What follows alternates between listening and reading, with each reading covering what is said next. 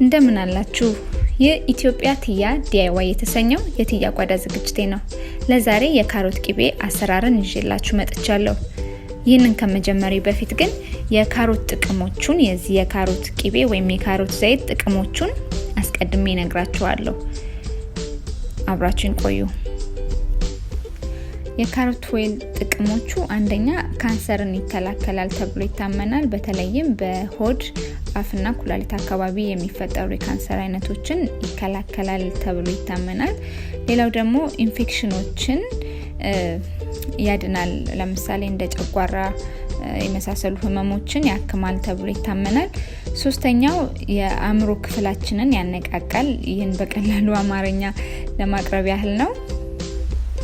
አራተኛው ዲቶክሲፋየር፣ ይህም በደማችን ውስጥ የሚገኝ ቆሻሻ ወይም ጤናችንን ሊያጓድሉ የሚችሉ የውስጥ አካላችንን ምሳሌ ጉበትና ኩላሊታችን ላይ ያሉ የቆሻሻ አይነቶችን ያጸዳል። በተለይም ዩሪክ አሲድ በደም ስራችን ውስጥ የሚኖር ነው ወይም መገጣጠሚያችን ላይ ካለ የካሮት ኦይል በሚገባ ያክመናል ማለት ነው። አምስተኛ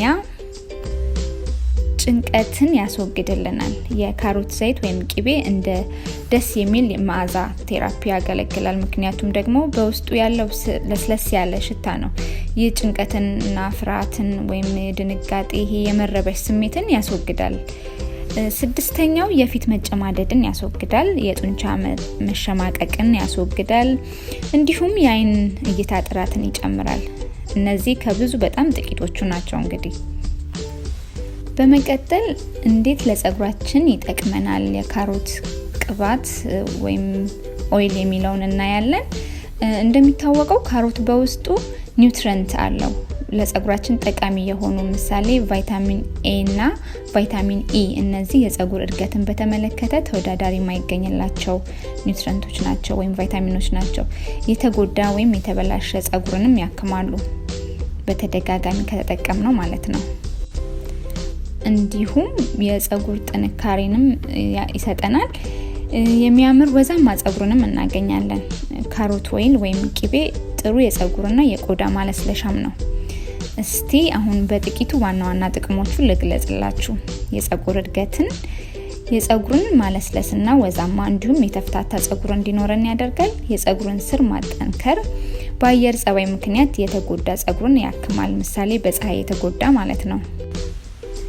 እንግዲህ ውድ የኢትዮጵያ ቲያ ተመልካቾቼ ከላይ የዘረዘርኳቸውን ጥቅሞች ለማግኘት በቋሚነት መጠቀም ይኖርብናል ማለት ነው። በሚቀጥለው ሳምንት የተለያዩ ቤታችን ውስጥ ከካሮት የምንሰራቸው የፀጉር መገልገያ ቅባቶችን ይዤላችሁ እመጣለሁ። ለዛሬ ግን ይህንን የካሮት ቂቤ አሰራር አብረን እንሰራለን ማለት ነው። አብራችሁን ቆዩ። እንግዲህ እዚህ ጋር እኔ የምጠቀመው ካሮት ነው። ብዛቱን እናንተ እንደምትፈልጉት ነው ማድረግ የምትችሉት። እኔ ግን እዚህ ጋር 6 ካሮት ነው የተጠቀምኩት። አጥቤ እንደዚህ እፍቀዋለሁ። ስሩንና ጫፉን እቆርጠዋለሁ። እንደዚህ ከቆረጥኩት በኋላ እፈቀፍቀዋለሁ ማለት ነው። በምታዩት ሁኔታ እፈቀፍቀዋለሁ። 6ቱንም ካሮት ነው እንደዛ ማደርገው። እዚህ ጋር እኔ የምጠቀመው ካሮት ላይ የምደባልቀው የካካኦ ቅባት ነው። ለፀጉሬ በጣም ስለሚስማማኝ። የእናንተ የፀጉራችሁን አይነት ካወቃችሁት ግን ለፀጉራችሁ የሚስማማ ቅባት እንደ ኦሊቭ ኦይል መሆን ይችላል። የኦሊቭ የወይራ ዘይት ወይም የካካኦ ዘይት የሚስማማችሁን ቅባት መጠቀም ትችላላችሁ። ካሮቴን እንግዲህ ቅድም እንዳያችሁት ፍቄ ጨርሻለሁኝ። ስለዚህ አሁን ድስት ላይ የካካኦ ዘይት ነው እኔ እንደነገርኳችሁ የሚስማማኝ፣ እሱን ነው ማደርገው። ምክንያቱም የኔ ፀጉር ታይፑ ለፕሮቲን ሴንሲቲቭ አይደለም እና ይሄ በጣም ይስማማኛል። እናንተ የሚስማማችሁን የወይራ ዘይት ከተስማማችሁ እሱን ማድረግ ትችላላችሁ። እንደዚህ አድርጌ ዘይቱን እስኪ ቀልጥልኝ ድረስ በእሳት አሞቀዋለሁ ማለት ነው።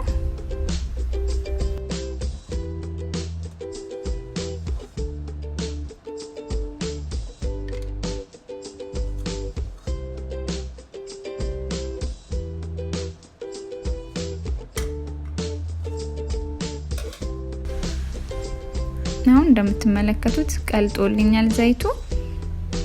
ስለዚህ ካሮቱን እከተዋለሁ ውስጡ ማለት ነው። አያችሁ እንደመፍላት ብሏል ዘይቱ። ይሄንን በጣም በሚዲየም እሳት ነው ማደርገው ቶሎ እንዳይጠበስብን መቆየት ስላለበት ወደ 15 ደቂቃ 20 ደቂቃ ያህል አቆየዋለሁኝ። እኔ በጣም በለስላሳ እሳት ነው ማደርገው። አሁን እንደዚህ በደንብ አድርጌ ካሮቱንና ዘይቱን እደባልቃቸዋለሁ። በደንብ አድርጌ ነው መደባልቀው እንደምታዩኝ። እንዲህ ጨመቅ እያደረኩኝ ነው መደባልቀው። አሁን ከድኜው ወደ ተወሰነ ደቂቃ ያህል አስቀምጨዋለሁኝ። እንግዲህ ስከፍተው እንደምታዩት እንደዚህ ትክትክ እያለ ነው። አሁን እንዲህ እየጨመኩ ሙሉ ለሙሉ ካሮቱ ቀለሙን እስኪቀይርልኝ ድረስ ማለት ነው። ይሄ የሚያንጸባርቀውን የጥሬ ካሮት ከለር እስኪቀይርልኝ ድረስ ነው ማበስለው። አሁን ካሮቴ እንደምታዩት ፍዝዝ ብሏል ከለሩ ራሱ። ስለዚህ በማጥለያ አድርጌ እኔ ማስቀምጥበት፣ እናንተ የእጅ መፍጫ ማሽን ካላችሁ እዛ ላይ በጎርጓዳ ሳህን መገልበጥ ትችላላችሁ። እኔ በዚህ ስለቀለልኝ ነው ማስቀምጥበት። እዚህ ላይ አጣራዋለሁ ማለት ነው። ዘይቱን ትኩስ ስለሆነ መጀመሪያ በማጣሪያ ነው ማጣራት የፈለኩት።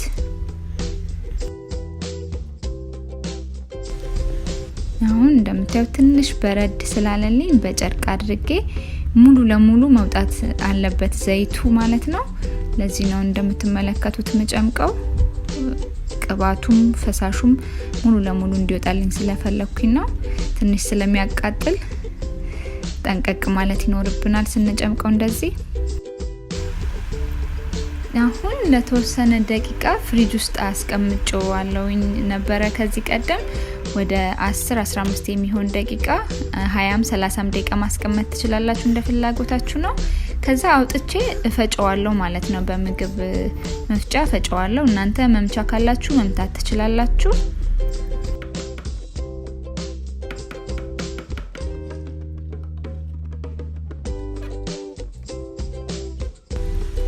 አሁን እንደምታዩት በጣም ክሬም ሆኗል።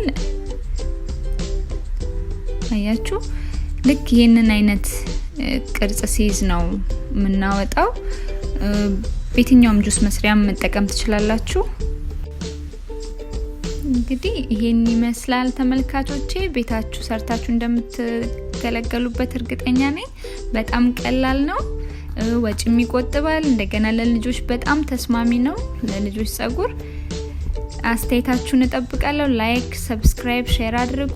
መልካም ጊዜ። ስለተመለከታችሁኝ አመሰግናለሁ።